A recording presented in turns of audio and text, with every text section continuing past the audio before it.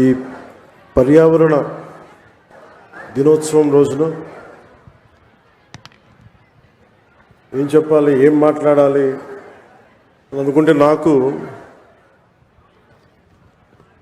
కొమిర అంకారావు గారికి ఉన్నంత అర్హత నాకు లేదనిపించింది. అంటే ఒక 14 ఏళ్ల వయసులో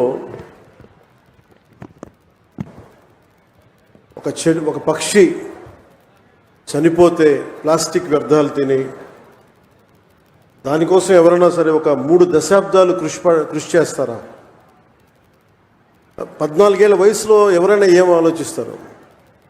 ఆడుతా పాడుతూ తిరుగుదామని, అటు ఇటు తిరుగుదాం అనుకుంటారు. కానీ పర్యావరణం గురించి ఆలోచించే స్థాయిలో ఉన్నారు అంటే ముందుగా కొమిర అంకారావు గారిని ఈ కార్యక్రమానికి విశిష్ట అతిథిగా పిలిచినందుకు మనస్ఫూర్తిగా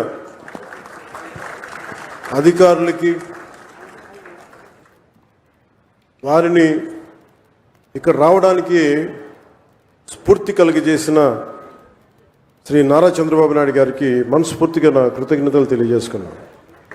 ఒకసారి ఒక వ్యక్తి చాలా చిన్నగా ఉంటుంది, మనం ఏం చేయగలం అనుకుంటాం. నాకు ఆయన్ని గురించి చదువుతూ ఉంటే ఒక నల్లమల పరిరక్షణ కోసం ఆయన పడ్డ తపన, గత కొన్ని సంవత్సరాలుగా ఆయన కొన్ని దశాబ్దాలు 3 దశాబ్దాలుగా ఆయన చేస్తున్న కృషి చాలా ఇన్స్పిరేషన్ అనిపించింది.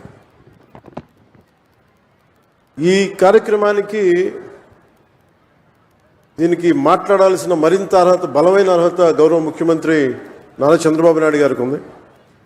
నాకు ఎప్పుడు అర్హత వస్తుందంటే కనీసం నేను ఒక 1 కోటి మొక్కలు మన అంకారావు గారి లాగాను, లేదంటే గౌరవ ముఖ్యమంత్రి నారా చంద్రబాబు నాయుడు గారి లాగా ఒక చెట్టు నీరు కార్యక్రమం లాంటివి చేసిన తర్వాత ఒక స్ఫూర్తిదాయకంగా మాట్లాడే హక్కు నాకు వస్తుంది ఖచ్చితంగా. ఇప్పుడు దాకా నేను పర్యావరణం కోసం వ్యక్తిగతంగా చేశాను కొన్నిసార్లు, కానీ నాకు ఇప్పుడు ఈ అటవీ శాఖ కూడా పర్యావరణం 2 నా దాంట్లో ఉన్నప్పటికీ నేను వచ్చే సంవత్సరం ఇదే రోజుకి కనీసం ఒక 1 కోటి మొక్కలు నాటి, అలాగే ఫారెస్ట్ ఫైర్స్, అడవిలో కార్చిచ్చులు కనుక ఆపగలిగి, ఇందాక మన అంకారావు గారు చెప్పినట్టుగా, కొమిర అంకారావు గారు చెప్పినట్టుగా అడవుల్లోకి గొర్రెల్ని పొట్టేళ్ళు ఆపడానికి తీసుకుపోయి అక్కడ గడ్డి కోసం కాలుస్తూ ఉంటారు. వారికి కొంత అవగాహన సదస్సులు పెంచి వచ్చే సంవత్సరం ఇదే సమయానికి మనస్ఫూర్తిగా మీతోటి అనుభవంతో మాట్లాడతాను. ఒక అటవీ శాఖ మంత్రిగా కావచ్చు, పర్యావరణ శాఖ మంత్రిగా కావచ్చు. అలాగే ఒక్క వాక్యం చెప్పి నేను ముగిస్తాను. చెట్టు అదేదో మనకు ఒక ఆశయమో దానికి, ఇది చెట్టు మనకు ఆధారం. కేవలం పక్షులకి వీటికే కాదు, ప్రతి ఒక్కరికి చెట్టు లేని జీవితాన్ని ఊహించుకోండి. ఇదివరకు మనం పెరిగేటప్పుడు ఒక 30 సంవత్సరాల క్రితం ఎవరన్నా మా ఇంటికి వెళ్ళాలి అంటే అక్కడ పెద్ద మర్రి చెట్టు ఉంటుంది. ఆ మర్రి చెట్టు నుంచి కుడి చేతిలోకి వెళ్తే ఇది దారి ఉంటుంది. ఎవరిని ఇల్లు ఫ్రెండ్ ఇల్లు తెలియాలంటే ఎలారా మీ ఇంటికి రావడం అంటే మా ఇంటి ముందు గోరింటాకు చెట్టు ఉంటుంది.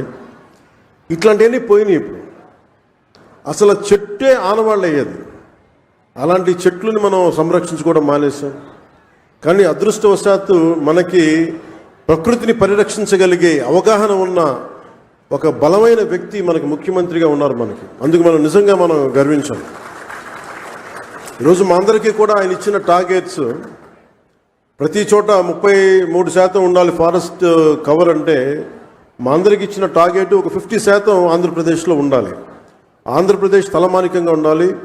ఈ పర్యావరణానికి సంబంధించి కానీ, అటవీ సంరక్షణకు కానీ, నగర వనాలకు కానీ, చెట్లు విరివిగా పెంచడానికి కానీ, వాటిని స్ఫూర్తిగా తీసుకొని వచ్చేసారి మనస్ఫూర్తిగా కలుస్తాం తెలియజేసుకుంటూ, మీ అందరికీ మనస్ఫూర్తిగా ఈరోజు గౌరవ ముఖ్యమంత్రి గారు ఏం చెప్తారనేది మీతో పాటు నేను కూడా వినటానికి సంసిద్ధంగా ఉన్నాను.